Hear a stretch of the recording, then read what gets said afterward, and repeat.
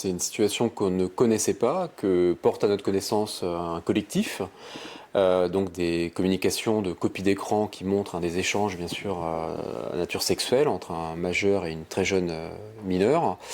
Donc moi je les ai pris effectivement comme ils étaient, c'est-à-dire un commencement de preuve.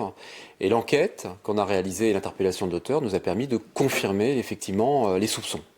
C'est un phénomène nouveau en France, c'est le premier cas en Haute-Saône. Comment la justice française doit se comporter par rapport au travail de ces collectifs? Alors effectivement, c'est nouveau, c'est très original. Je crois que la justice doit adapter à notre époque, qui sera de plus en plus des révélations de faits par les réseaux sociaux. Donc moi je l'ai pris tel quel. La Chambre criminelle de la Cour de cassation nous autorise à recueillir des éléments, parfois obtenus dans des conditions un peu irrégulières, comme commencement de preuve. C'est ce que nous avons fait.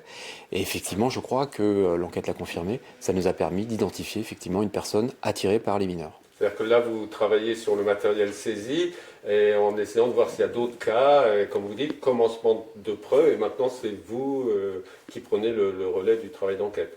Voilà, donc la brigade de recherche a pour mission effectivement d'identifier d'éventuelles autres victimes à travers tout ce qu'on capte sur l'ordinateur.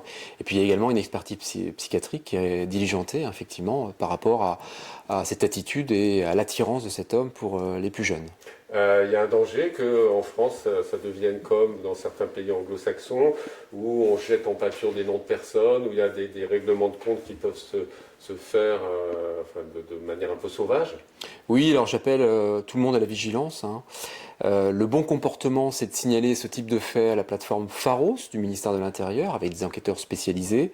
Le risque, effectivement, et je mets en garde effectivement tous ceux qui le feraient, ça serait de communiquer l'identité effectivement de ces personnes qui, je le rappelle, sont présumées innocentes tant qu'ils n'ont pas été définitivement jugés. Et puis le risque également, c'est qu'il y ait des vengeances. Et il est vrai que quand on regarde ce qui se passe dans les pays anglo-saxons, il y a parfois des violences qui sont commises sur ces personnes alors même, encore une fois, qu'ils n'ont pas été définitivement condamnés.